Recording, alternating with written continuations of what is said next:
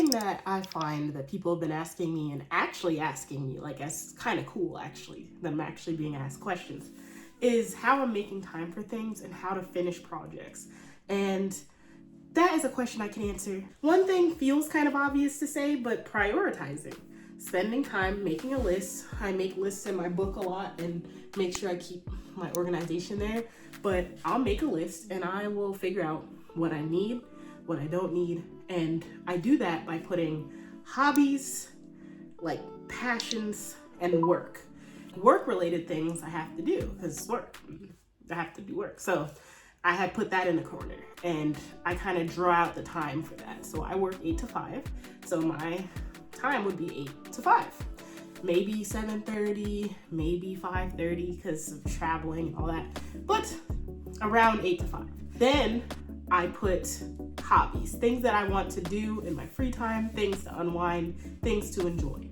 So a hobby for me might be playing a video game, watching videos. I like to watch videos on YouTube, and maybe like listing out some things that I like to do. I like to draw, and I think it's fun, but they're not like my passions, but there's stuff that I can do to unwind.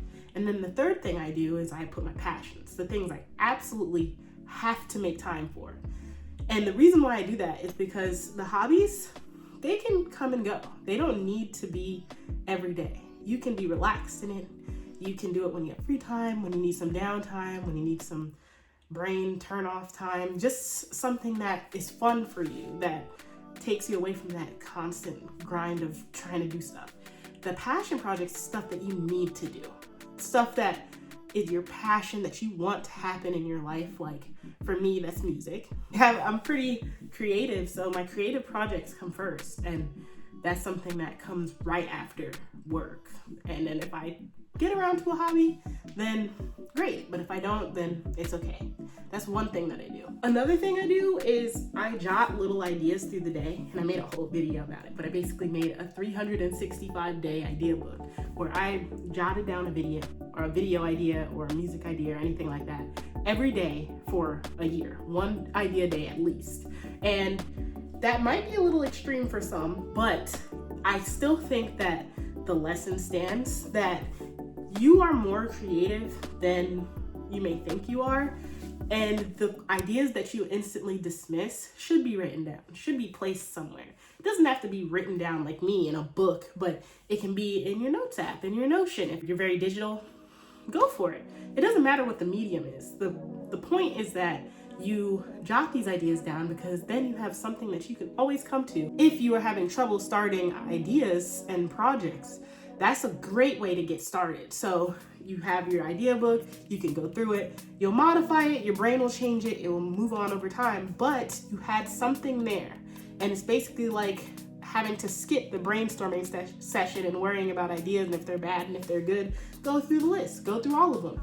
If you have 10 ideas, you can pick from one and kind of build off of that. So that's another way to start projects and actually get rolling on projects that you want to do. And then to finish projects, prioritizing, making sure that what I had said earlier about making time for those things, you really are dedicated and focused on that time.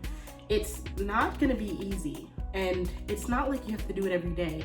I know I'm the extreme. I'm going to keep saying that. I know I'm doing this every day. I know I'm doing something every day, but it doesn't have to quite be every day. But if you have a time frame of what you want to set your projects to or how much you want to work on it, it's something you should take seriously, because at the end of the day, it's something that you need to happen. It's not a want, it's a need.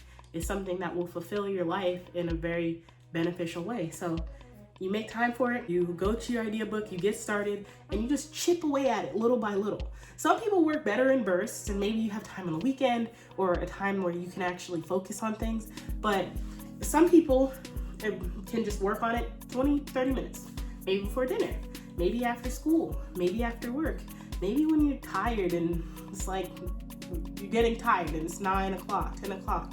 Maybe you work better at night, maybe you work better in the morning. You wake up and you work 20 minutes on your painting, 20 minutes on your writing.